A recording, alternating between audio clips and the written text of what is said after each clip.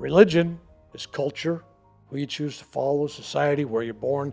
You're going to be a Hindu if you're born in India. If you're born in China, you may be a Buddhist or a communist, who knows. If you're born in America, you're going to probably be Christian, but you could be whatever. You could be a Mormon, you could be a Catholic. Depending on what your parents are, and what your influences are. So it's like a rolling the dice. That's religion. A lot of dogma. People interpret something. Somebody comes through and this great saint or sage goes, hey, here's what I think, and everybody writes it down. Next thing you know, that becomes religion. Jesus wasn't a Christian. Buddha wasn't a Buddhist. They came and just did their thing, right? And somebody created religion. What I believe is this, that we're all made in the image of God. And you say, what is that? Everything is made of atoms. So at the atomic level, everything is made out of the same material. And there's an energy in those atoms. I'm not much of a scientist, but there's an energy. These things are going around, neutrons, electrons. What's moving it?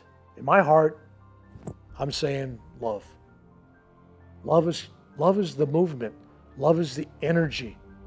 So each one of us is made in the image of God because we all have love at our basic foundation, our core. Until you reach that point where you say, there is no separation. But giving up that individual self, my gosh, who wants to give up being me, you? But when you have a moment where you have a God moment, like samadhi, where all of a sudden you are everything around you and within you. You feel the tree, you see and hear the sky. You're all one. And when you have that experience, never again can you really not forgive somebody or not love somebody.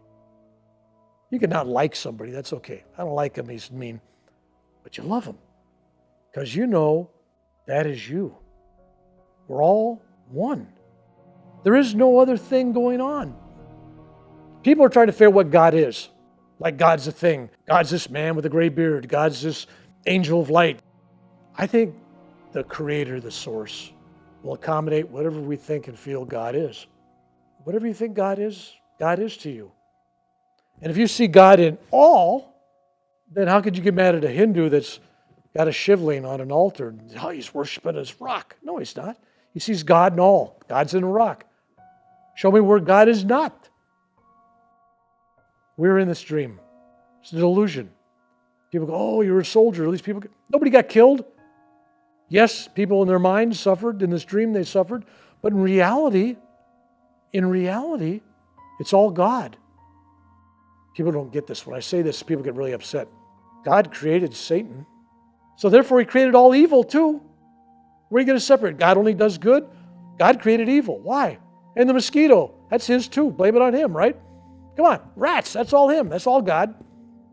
Mankind tries to judge this through the human consciousness. As long as you're in creation, you're never truly going to know God. You'll have aspects. You'll have some beautiful things, light, love, things. But if you don't experience God looking in the mirror, you never will. God's there. It's there in all of us. When I was in this coma, I entered this amazingly peaceful dimension where I was out of my body and I saw this being of light that was sort of floating in midair. And she was amazingly beautiful and powerful. She was everything that you want or that you imagine. This represented love. This being was everything there is.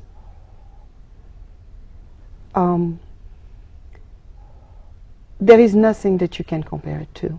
There are no words really to explain what it felt like. This is a space where you do not want to leave, you want to stay there. This is what we all strive to get at. But I kept going through the light, and I said, no, I need to get to the light. The urge to get back to the source was so strong, I didn't care about anything else. So I finally got to the source. You can call it what you want. I don't know what religions you are, whether it's God, Buddha, Allah, Krishna, they're all the same.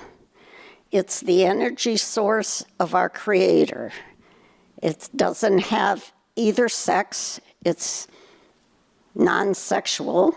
It's just this magnificent power of unconditional love that you can't even begin to understand the concept of. I'm having this conversation with what I call God.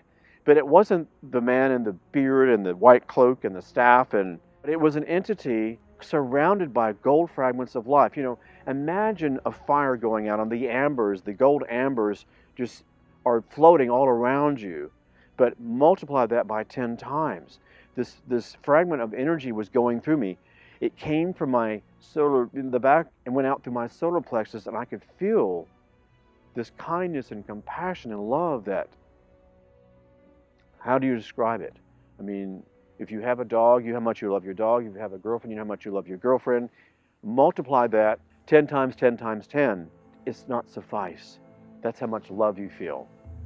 World, because we're physical beings, we call this a world of duality, and what duality means a separation. There's good and bad, negative, positive, hot, cold, war, peace, and so on. But it also means that we're separate, we're physical. You know, your physical body is separate from my physical body. When we are not expressing from our physical bodies, your essence, your consciousness, and my consciousness are actually one. You and I are one. And our consciousness are one. Everybody out there, when we're not expressing through our physical body, at our consciousness, there's no separation. There's no separation between you and me, or me and anyone else, or Obama, or Mother Teresa, or Hitler. There's no separation between any of us, because we all share the same consciousness. So when we're without our body, there's no separation between me and God.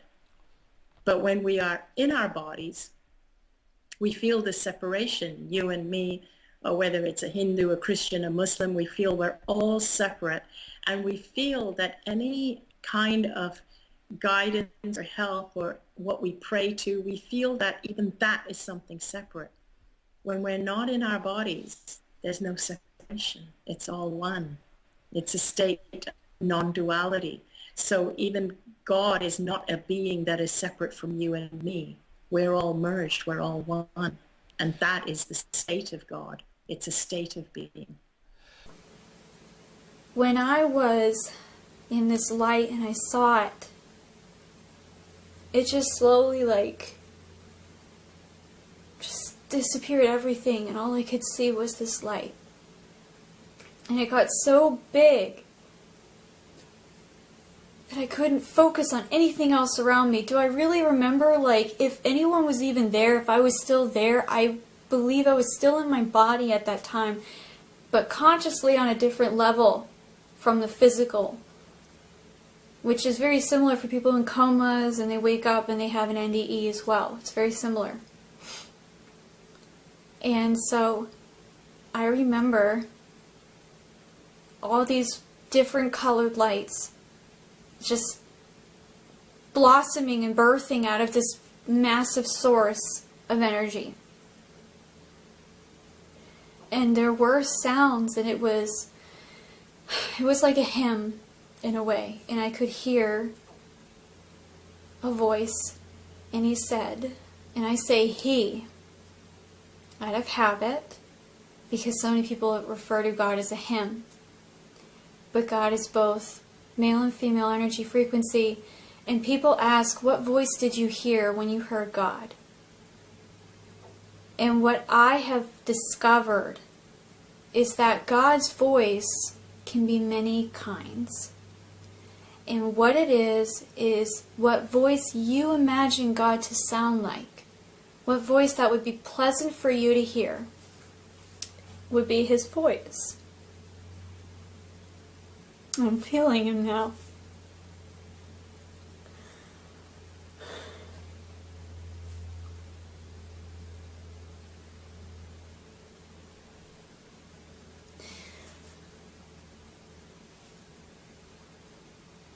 It's very hard to talk about without being very emotional, because It's something that so many people wish to experience and to witness. And it's such an honor to share it. It was like all of the love that I was trying to find in myself was finally here.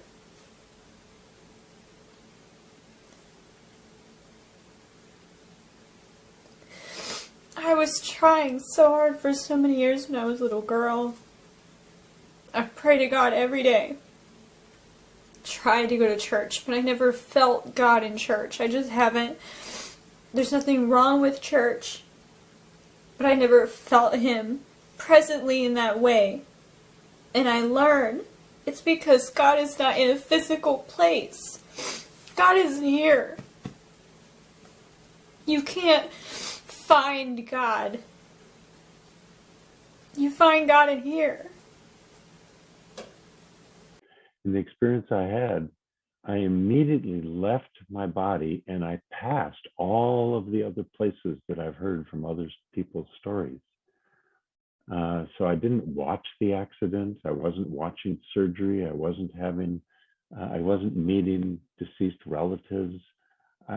None of that was my experience. I was called through the so-called tunnel so quickly that I came out the other end and you've heard from many of us say there are no words that are enough, but the only words I can use is that when I came out of the other end, I actually just experienced nothing except 100% of the source, I like to say the source, of all energy and all light and even all love and even, yes, all knowledge. And I was there.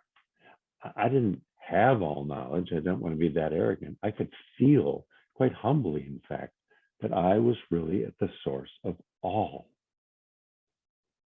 And before I heard a voice talk to me, which I'll share with you in a moment, just in that experience of discovering that I was just the part of the source, and I already knew I'd had prior lives, so that made it easy for me to recognize, wow, if my soul and all of your souls come from the very same source of all energy, then we are all one. In that way and to that extent, the source of our soulful energy is all one. But I was guided into this area where a bright light in the distance began to get closer and closer. And as the light got closer and closer, it just encompassed me in a full way that's not really possible to explain here. It wrapped me in a feeling of total peace and comfort that I had never known before and have never known since. And as this happened, I rapidly began to ask questions. Now, when I say ask questions, this isn't in the way we communicate in this world. It was as if the second I began to think the question, the answer was given to me in a multitude of ways. I would know it from its history, for its reasons it was happening. For instance, I said at one point, what is the meaning of life? And this being, who I personally believe was God, or at least a representative of God, if not God himself, communicated to me not the word love, but the understanding of love, an understanding of love that I really couldn't have had before, because I just thought, well, love, you love your mother, you love your dog, peace, love, all that. But it wasn't that. It was a love that was total and all-encompassing. So no, I haven't been a perfect, loving, wonderful human being. No, at times I've probably been pretty horrible. But behind all of that, there is this knowledge of that love, that it is there and that it is so immense and so powerful. and that it is within me. And it's more a case of our human weakness. We get angry, we hurt people. It's not that we mean to, it's not that we always intend to, it's just human nature. And this has just helped me to understand that there is also a lot of mercy from God. God is not the grumpy old man throwing lightning bolts at us. That is not who God is. I think that's a very unfortunate image that has been brought about over the centuries.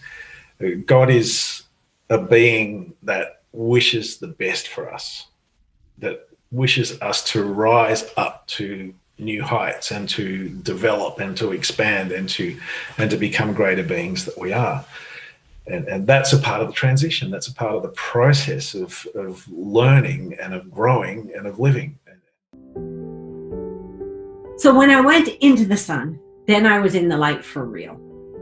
And I was permeated with that joy and that bliss and that love beyond measure. And I was starving for it. And I remember having the feeling like, finally. And then I had the sense, almost instantly, that I was being held the way a baby is held by a parent. I couldn't see anything because all I saw was the light, but you can know things without seeing them visually. And I knew that the parent was embracing me, and I knew that the parent was pouring this love into me. I was ready to just hang out there forever. I was so complete and happy, and I loved the parent too. That's one thing I can say, I had love back. But the second I was out of my body, there was no panic whatsoever, and it was very calm, and I felt wrapped in love. Now, the reason why I felt so amazingly wrapped in love was because the minute that I said, I think I died, I realized there was an incredibly amazing presence next to me. And I don't want to impede on anyone's religions or anything, but my feeling was that it was God. It was either God, or it was Jesus, or it was, the source of everything, whatever you want to call the words. But I felt connected to that person, to that being, through eternity. I felt literally as though he'd always been there. And so now I realize everywhere I go, he's always there. That's pretty important for all of us to realize when we're going through our day, is that he's never left us. He's always with us. And I knew that there was this connection through eternity in the future, too. So it was a really amazing feeling to feel him next to me. I never looked to see if there was any physical presence. I just felt this incredible presence, and it was like if you're married to someone, or if you have your child next to you, or if you have your mother next to you, do you really need to look at her? You know who she is. She's her. You don't need to see her to know who she is, and that's just how I felt. It's many people describe in their NDE a light. I didn't see a light like many describe. About a third of them describe the light. Mine, I'm looking on the universe, and this flood of energy is just coming into me. I didn't ask it. I don't know where it came from, but I know I'm home. You feel, wow, where did this come from? This is just pouring in, and you know you're loved beyond anything you've ever felt here. You know you're perfect. You know that you're accepted. There's no conditions. You are accepted and loved. And from that, you know, this is where I came from. And from that, you know, this is where I'm going to be going when I die. And from that, you know the love. This is who I am. And then when you get back here and you get in groups and you get some validation from others, you really know this wasn't a dream. This has really happened.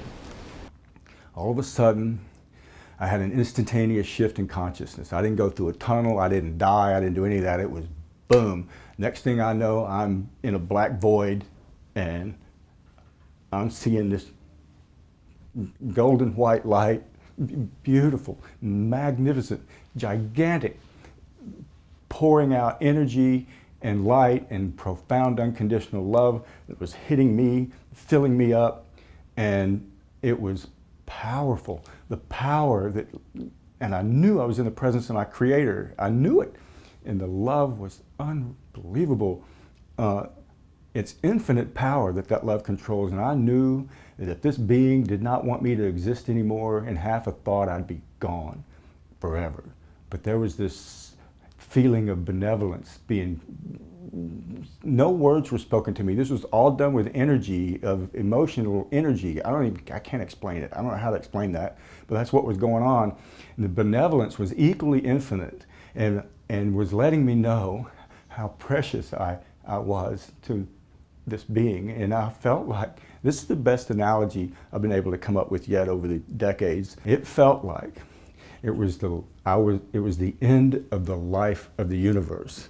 And I was so precious that I was being loved, held, and cradled by every mother that ever lived, everywhere, every when, all at once. And I was just dumbfounded. I couldn't believe what I was experiencing. And as wonderful as that sounds, as an analogy, you need to understand this. That analogy absolutely sucks. It does not come close. I could speak about this for 1 billion years nonstop, and I would never be able to express it properly. That's why it's ineffable. And that's the best description I've been able to come up with so far. I said 3 words in just dumbfounded awe of what I was feeling and experiencing. And I just said, oh my goodness. And the essence of goodness just exploded through me, ripped through everything of me. And then there was joy and bliss and ecstasy and peace and harmony, all on a cosmic scale. And it was like when I first saw God, or God saw me, or whatever, it was like God was insanely in love with me. I had no idea love could be like that. And it was like God's throwing a cosmic party. There was no sound, but there's this cosmic party going on. God's going, everybody love Tony's back, everybody. And I was just, it's 35 years ago and it still does that to me. Oh my God. And I was home. There was this energy that I knew I was home, finally home. And I think God did what he did next because he knew me. And I'm an engineer. I have a mind of an engineer. I need proof. I'm very pragmatic, logical, down to earth kind of guy. And if he had not done this, what he did next, I would have probably written it all off as just a dream. But what happened next is this moment in all of this happening, when I was in the light, where I had this, what I call the urge to merge. There's this deep instinctive desire to go be in the light. It's all you want. You don't want anything else. I had a wife and a 2.5-year-old son. Didn't even think about them. You can't, because your consciousness is just overwhelmed with all this, and that's all you want, is to go deeper in the light. And when that happened, I physically sat up in bed and had my arms out, and when I opened my eyes and my face is all wet, and then there was, and I'm looking at the foot of the bed at the wall at the other end of the room, and there's no wall.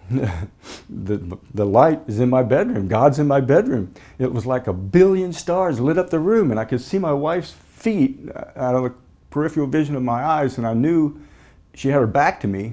But I'm thinking, how can she sleep through this? It's like bright as it can be in here. How can she sleep through this? And then I went, this is real. I had enough time to think, this is happening. I got in my bedroom. This is real. And as soon as that happened and I knew it was real, I was saying it in my head, it was like a 10-foot circle, no wall. It all went, not in an instant, but it came down and just kind of went to the center from the outer edges and just went. So whisking through this tunnel, the next thing that I'll describe to you is that way off and paradoxically to infinity was this minute little speck of light. That light was very profound. It was the first identifiable object that I was able to perceive or see. So I was eagerly anticipating, what is that? And isn't that beautiful? And with that realization, it was even more profound, because that little speck of light way, way off in the distance was very bluntly the most beautiful thing that I'd ever experienced in my life. It was absolute total beauty. It was white. Sometimes we like to dress up white by saying blue-white, like we try to grade diamonds and such. It was absolutely pure. It was brighter than something that would immediately blind you. It was the brightest thing that I'd ever experienced. Brighter than 100,000 carbon arcs or welder's torches. Various things of brightness that we could measure. It was at least the equivalent in brilliance of the supernova. It was also, other than beautiful, it represented a type of love that I'd never experienced. Now I can use the phrase unconditional love, although I wasn't familiar with that phrase at the time of this accident. As I got closer to it, it's incorrect for me to say that the light got better, because I'm trying to describe perfection for you. Once you attain perfection, you can't get better than that. You can't have something improve. And in spite of that dilemma, it is paradoxically accurate for me to say that it was more perfect, it was better and better.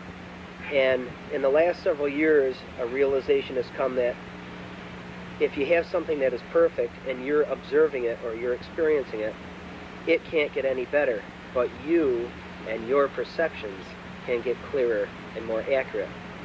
So as I developed a better sense of what it was I was experiencing, that's where I have the sensation or the realization that things got better or clearer or more accurate. There was some type of a deceleration in this tunnel, because the next thing that I want to describe to you is that I was motionless. I was stopped at the end of the tunnel, and I had a realization, let's just call it intuitive again, that behind me was this tunnel. I did not turn around to verify it, say to turn around and look at it. It wasn't necessary. Much more importantly was before me, and then covering the entire vista before me, just totally engulfing everything, was the light. As I approached the end of that tunnel, I realized that the light itself was emanating from outside the end of the tunnel. It was not the very end of the tunnel. It was engulfing whatever the realm was outside this tunnel. And again, that might just be symbolism.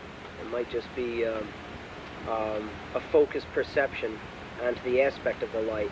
And once that perception is focused accurately enough to perceive any degree of it, then there's no longer the need for this symbolic tunnel or funneling or focusing.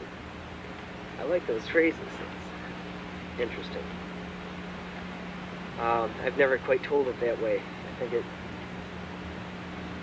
shines a little different light on the subject. Before me was the light, and instantaneously, and I want to emphasize instantaneously, the light emanated to me in a telepathic way. And you know, let me first say and get out of the way that very bluntly, the light is God. The light is the light of Jesus Christ, the light of Buddha enlightened. And of course, if you're offended by this Eastern analogy that this man Buddha that I'm saying is also the light and God, I'm not saying that he, the man Buddha, is God. I'm saying that a man who became Buddha and extremely enlightened has passed on and is now in that light, and therefore God-like. That's what I'm describing. But as I first perceived it, I just perceived that the light emanated to me and made me understand that some most profound things, such as, and I'll role play again to describe the dialogue of sorts that I've kind of translated. For instance, the light emanated to me, Tom, you have to be where you are and in the condition that you are, and before you is the light, which is redundant because I was already experiencing that. You have an opportunity, Tom, to perceive or desire or ask any question, any series of questions. And regardless of what the question is or how intensive the knowledge is necessary to even understand a proper questioning, that as soon as you formulate the desire for such a question, that the absolute, unequivocal, correct answer will be emanated instantly back to you. Now, what I'm describing is a phrase that I've coined, which is very accurate, and it's superluminal telepathic communication, in that it's a telepathic type of rapport, just thought pattern to thought pattern, that functions at or faster than the speed of light. Little loose ends tied together, and this was not just logical deductive reasoning. This is something that I was shown and told as part of the experience. In other words, if you're so inclined to understand anything at all about clairvoyance, it would be a telepathic, clairvoyant type rapport that is extremely pure or functioning at such a speed that is outside the realm of this physical existence and outside time. I wasn't in heaven, I was at heaven. There is a heaven, I've been there. I wasn't in heaven, I was at heaven. And it was paradise. It was overwhelming joy. I felt, my whole spirit felt overwhelming joy, peace, and love. I felt this very powerful feeling. And when I was there, I saw God. God looked like the sun. And I've got a few things written down, and I want to read them. Things that I have had on my mind that I wrote them down so I wouldn't forget. And the pleasing radiance of God, His love, joy, and peace is like being next to a fire on a cold night. I felt the radiance of God, but I felt the power. When I had the experience of being in front of God, I felt like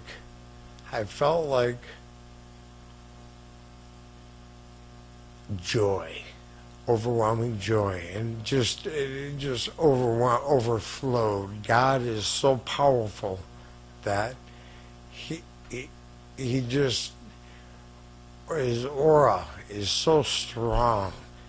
It's just no earthly words could explain. And that's why I wanted you to listen, so you can know that there is a heaven, and God is very, very, very strong, powerful, and loving, and peace, and joy-filled. To me, the feeling that I got at the time will last forever. That's paradise.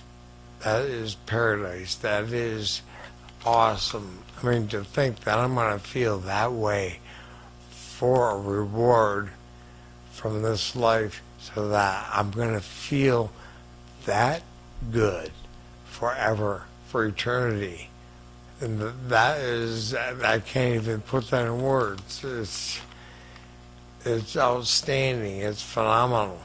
I'm actually going to feel that high. I'm going to feel that high, and that's without no drugs, no drinking, no drugs. I'm going to feel high. I'm going to feel higher than I've ever felt, and believe me, I've used and abused every drug and alcohol there is to use and abuse, and I've never experienced the high that I've experienced when I died. There was an inverted funnel angled upwards and to the right, and at the far end of the funnel there was a wide opening, and then at the far end there was this tiny, tiny pinpoint of light. And we went through this area, which was like a portal between this dimension and the spiritual dimension. And it was like some great speed, but I kind of, once we went into the funnel, I lost all sense of time. There was no time or space. That's why it's kind of hard to put these things into words, because it just was. And I knew where I was going. I was going home. To the place that we forget but we long to go our whole lives. And at some point, the angel was gone, but there before me was the living presence of the being of light. And this is where it's really hard to find words, because this being was all things that ever were, are, and will be. And so it wasn't a gender, it didn't have a gender, it was all. And it was perfect knowledge and understanding and justice. And it was bathing me in this unconditional love. And I couldn't receive it just then. And I said, well, I guess this isn't the guy on top of the Sistine Chapel, but I guess this is God. This is who I said the prayer to. And I had a few questions I had to straighten out first, because I was really angry at God. And what happens is your thoughts go out telepathically. Everything you think becomes known. And I asked all of my big questions. And they had to be like, why is there suffering? Why is there war? So I received the answers, and they came back in perfect clarity. All of the ramifications, and I understood completely. And then, as I got the answers, I got download after download. I had no more questions, because suddenly I understood the whole plan. I understood how everything worked, and I was okay. I was okay with being with God, and I felt that I no longer really had a body, even an etheric body. I was just consciousness. And in that moment, I realized that I was connected to the universe, the vast wisdom of the universe, all of it. It was almost as if someone had picked up the grains of my being and threw them into a strong wind and just scattered me across this infinite, timeless expanse of the universe. And it was such an amazing thing, because while I was standing there in that place, I felt like all I had to do, if I had a question, all I had to do was think about it, and the answer came to me. It was, in that place, I did not experience, I know that I've read some other near-death experience since I've had mine, but there wasn't, the five senses had no functionality in that place. In other words, I couldn't smell anything or taste anything or feel anything or hear anything. It was just me standing in the middle of this timeless expanse. And having been raised Catholic, I was, I was disappointed that I did not see any divine being, which was an interesting part of my experience, because I did not see angels. I did not see Jesus Christ. I did not see anything. But what I did feel, and what was kind of imprinted on my spirit in a way that I wholly and completely understood, it was like their communication is telepathic. It's sensed and felt and then absorbed. That's how communication is. It's without words. That was my experience. And the Creator impressed upon me things like, I am omnipotent. This is the source of divine energy. This is your real identity. This is the power back of all things. And while I was in that place, I began to see complex mathematical equations just hanging there. And I thought to myself, wow, the laws that govern the universe are so simple, so elegant. And I understood in that place that I was not my body, my race, my religion. I was part of this love and light that is this expanse, this divine energy. And what happened next was so fascinating, because then I saw and became part of this web of twinkling lights. And the way I describe this web, which is what the book is named after, it was trillions and trillions and trillions of neurons woven together in this beautiful tapestry of twinkling lights. And they just were infinite. And they just seemed to hang on the ceiling of the universe. And while I was in that place, I understood that, from science class, we remember that a neuron has a nucleus inside of it, and it has the dendrites and the tentacles, and they all weave together the same way that, our brain is made, our heart is made, the solar system is made. But in that place, I realized that each little spark of light, or quark, and quarks are the smallest building blocks of matter, which are made of light. And I understood in that place that this is how the divine creates. The divine creates with light. God uses light to transform and heal us, and also uses that same light energy, whether it's an animate or inanimate thing. All things are one. All things are, it's kind of like we're all made of the same stuff. And when you think about that, that's the recipe. Light is the recipe, whether it's photosynthesis for a plant, it really doesn't matter, because this is how things manifest. These quarks combine and they create infinite possibilities in the universe. They can create a solar system, they can create a plant, a tree, a person, or a dog. It's all the same. And as I stood there, I realized that we're all connected. Everything is connected. We're all one. And that was the message. It was a message of oneness and unity.